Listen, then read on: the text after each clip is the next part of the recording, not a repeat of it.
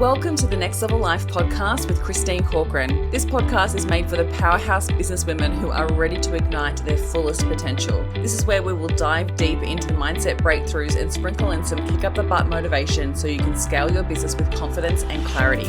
Whether you're craving more income, impact, or inspiration, this podcast will be your ultimate resource for all things next level. Listen in as we have authentic conversations with game-changing female entrepreneurs as we reveal the secrets of what it takes to rise and thrive. So go ahead, ignite your inner fire, and let's get you taking massive aligned action. Are you ready to elevate? Let's go. Welcome back to the podcast. Today I want to talk to you about sales funnels. Sales funnels and optimizing your sales funnel is so key when you're in the stage of scaling your business. And one of the things I want to start with here when it comes to sales funnels, they don't have to be as complicated as you think. And I think one of the things that I've learned over the years of business, that when I see people talking about sales funnels now, it's almost laughable of how complicated they make it seem. It does not have to be complicated, but it does have to be thoughtful and mapped out. Because when it comes to creating a really effective sales funnel, it takes time to test and measure.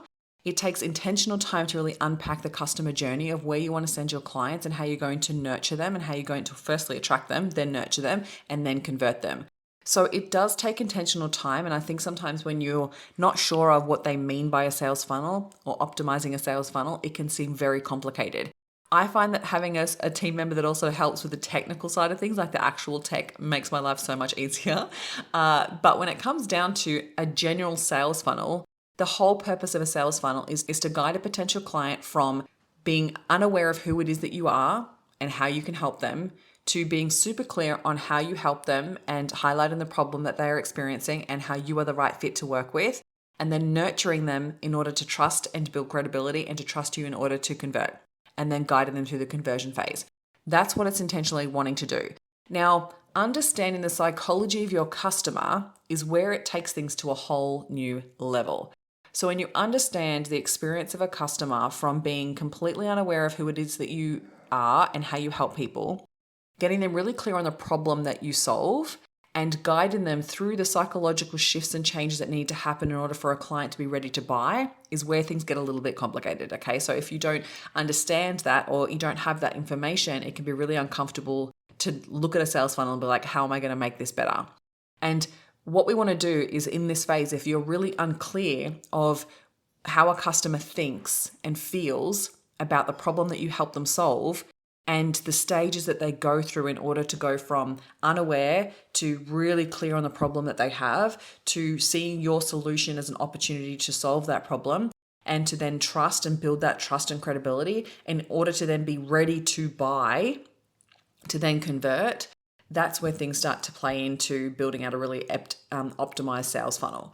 So if you're not sure of all of those phases, then the first thing you need to do is do the market research to uncover every phase and what they're thinking and how they're feeling in every single phase, and what would then nurture them next and what would they be willing to invest in next. So when I look at different sales funnels that are working right now, it's nurturing people to these different mindset phases that happen to get ready to buy.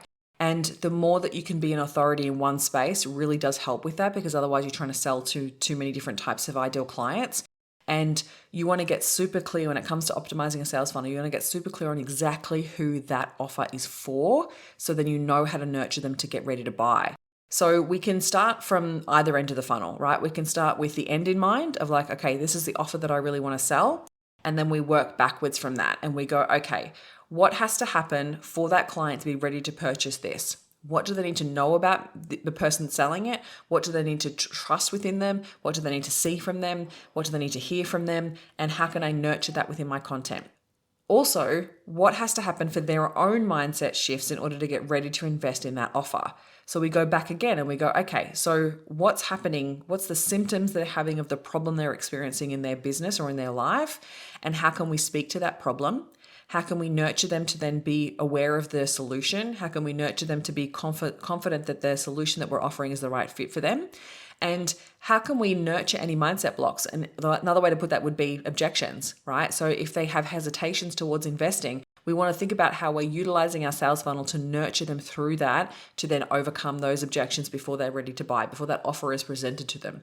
So we work back and go, okay, so if the offer is a specific, let's say, coaching container, and we identify what the problem is that coaching container solves, we take a step back and go, what are the problems they're having leading up to that bigger problem, right? And this is where people go really wrong. They often try to sell them on that huge offer first, instead of actually going, well, hang on a minute, how can we sell them on a smaller problem to then nurture them to then get ready for the bigger problem, okay? Because not everyone's ready to just dive straight in and have their huge problem solved. They've got to trust you first. So we want to take a step back and go, okay, how can I nurture them? Now, there's lots of different ways that I can nurture them. But ideally, what we want to do is have an opportunity for them to say yes to a few things first before then creating an offer for a bigger offer, a bigger investment.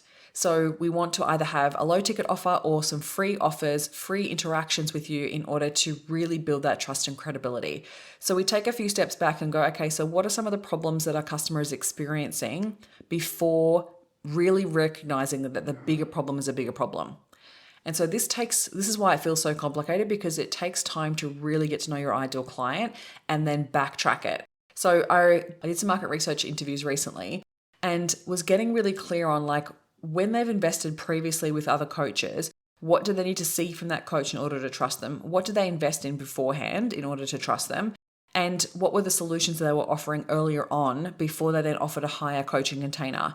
And I always just love doing this on a regular basis to really get back into the headspace of where a customer is way before they know who the coach is. Because if you're selling to more of a warmer audience, right? So if you're offering your offers across social media, then you're most likely going to only be targeting a warm audience, whereas you need to go back a step and actually start targeting a colder audience to nurture and attract the right people into your funnel first. Otherwise, you're probably selling to too much of a warm audience too regularly. So we want to always be thinking, like, go a step earlier. And the way that we go back a step earlier is we think, what's a solution to a problem that our customer is experiencing that is a no-brainer for them to invest, whether it's a low ticket or whether it's a free give me your email address option, right? And so we want to think about it from the perspective of, we want to give them something that is a no-brainer, it's a solution, it's something tangible, it's such a simple outcome for them that they don't care who it's coming from. So what I mean by that is that they don't have to necessarily fully trust you in order to buy that thing. So it can come off a Facebook ad, a social post, a post in a Facebook group. It can come at a networking event, like all of the different places where you can get in front of your ideal clients. But it has to be such a tangible, irresistible solution that they go, oh, that's amazing. I'm having that problem. I need that solution. Let's buy it from you, or let's download it from you right now because I'm experiencing that. And I don't have a huge necessary need to trust the person that I'm getting it from, because it is such a tangible solution, right? And so if we can start to think, right, that's how we start to build the funnel out. We go all the way back and we then go, okay, so we've given them this solution. What's the next problem they're experiencing? And we start really building out that customer journey, right? And so this is like prior to them being a customer. So the way that I look at business is like prior to purchase and then post-purchase. Prior to purchase is literally like nurturing them, building trust and credibility, attracting the right clients, and then nurturing them to get them to convert. And then once they've purchased, then a new customer journey begins. And we go through then creating an ascension model to build out, like, okay, once they are then converted, then what are the experiences that they're having? What are the problems they're experiencing? How are we building out a solution that's the right fit for them? How are we building out our frameworks to make sure that we're getting the right solution and transformation for them? And then what's next? Right? And then we nurture them to the next phase and the next phase and the next phase, or it might be then finishing up with them and then sending them on their way, right? So we look at the two sides of the coin and go, we need to build out both sides of the customer journey. But when it comes to optimizing your sales funnel, one of the mistakes that I see a lot of business owners make is that they build out a simple funnel and then they don't do anything else with it. They build it out, they kind of put it out to the market, it doesn't really go well, and they go, oh, I'll give up on that idea and just move on to the next one. And this is where we often waste so much time. We go and create something new instead of going, well, hang on a minute, why didn't that work? Where did I miss the mark? Because sometimes it's a really simple tweak. Other times it's a few testing and measuring pieces that have to happen in order to optimize that funnel, right? Rather than going and creating a whole new one, do the market research to find out, what do your people want? What do those people really need? So then it's a no-brainer, because oftentimes it's a messaging mismatch where we're saying one thing, but the client is actually thinking another. And so you're completely missing the mark with the messaging. Other times it can be trying to solve too much of a bigger problem in a smaller offer. And so then the client doesn't really believe that you're really going to get that outcome in a small offer, because they're like, maybe it's $20 that you're trying to charge for it. And they're like, well, that's just not going to happen in a $20 offer, right? So it's really making sure that you're testing and measuring it and then getting the feedback. So putting it out to people, and if people are clicking on it and they're not then investing in it or not giving their email address, we need to find out why. So if you've got relationships with people where, if you've built those relationships, if they're hitting the clicks in your emails, why not send them an email to be like, tell me a little bit more about what problems you're experiencing and why you didn't feel like this is the right solution for you, because I need to know in order for me to create the best option for you. So if we're not taking the time to really optimize it, then we're possibly losing a lot of time and possibly even a lot of money, depending on how you're going about building out your sales funnel. So I find like the best piece around this is doing a lot of market research and testing and measuring things before you build them out. That way, then you're not wasting time building it out and then it doesn't work. So yes, so test and measure it, get the feedback, do the market research, but then be open to optimizing and tweaking things until you get it right. So like there's so many different things, like with it, for instance, like I have a freebie I have a few different things that you can find in the show notes, right? So one is my profitable offer formula that used to be called something different, and it wasn't actually resonating with a lot of people. And so I changed the imagery and I changed the name because it wasn't really resonating with enough people for them to be like, yep, this is what I need. And so changing that made a huge difference. And so the content in it is exactly the same, but the outcome is great, but the sales messaging at the beginning needed to shift. And then I also have my 30-day money mindset upgrade, which is a wealth mindset reset. And that one is awesome. I just loved building that out, but I needed to make sure I worked on tweaking the name, tweaking the intention of who it's for, and making sure it's getting in front of the right people. Now you can download that now, and it's a $49 offer, which is a 30-day upgrade, and you get audios every single day for 30 days. And it's incredible. Like if you've never worked on your money mindset before, it's such a great place to start. I spent so much time building that out and I absolutely loved it. I did it myself for 30 days and I go back to it every probably 3 months because I fucking love it. And it just helps you upgrade, because with your money mindset, we're always going through new upgrades again and again and again. And so you listen and you hear different things. And so my clients love it. Like I often actually have given it away for free to clients of mine, and they love it and they always go back to it. So I needed to actually tweak, because it used to be called something else. And so I had to go back and tweak it, and now playing with different imagery that really resonates with people. So there's that part. So it's the front end part of like making sure it's landing and making sense for the person who's really seeing it at the first point. And then secondly, it might be then the next phase is like, okay, so then where to from there? Where am I sending them after that? And how am I nurturing them to the next phase? So that might be improving your emails. So if you have an email sequence, which you should, if you're doing any type of low ticket offer or opt-in, then we need to absolutely have a nurturing email sequence that builds trust and credibility and nurtures them to the next step. And so what I'm finding here with a lot of sales funnels at the moment is that it's like that next step needs to be so valuable that they then stay invested in being a part of your ecosystem. So that next step, whether it be something for free or whether it be a low ticket offer, we need to really think about how we're nurturing them to the next step. So what are the blocks, what's going to happen after they've done that first thing? What's next? And how can we be like, hey, this is for you. Do you want access to this too? Click here. Super simple. Make it so easy for them to say yes to the next thing. And then we go, okay, now that you've done this, you might be experiencing this. And so then we might add extra value there. And that could be everything from like a podcast episode, or it could be a video that you've created. It could be a separate piece of video content that you've created that's specific to a certain problem, a masterclass. Like there's so many ways that we can go about it. And it honestly comes back down to your ideal client and what you think they're going to do and what they are telling you that they will do. So building out that funnel and then go, okay, we need to go back and look at that. Look at the data. What's it telling me? Is it telling me that people are opening 3 emails and then dropping off on email 4? Why is that?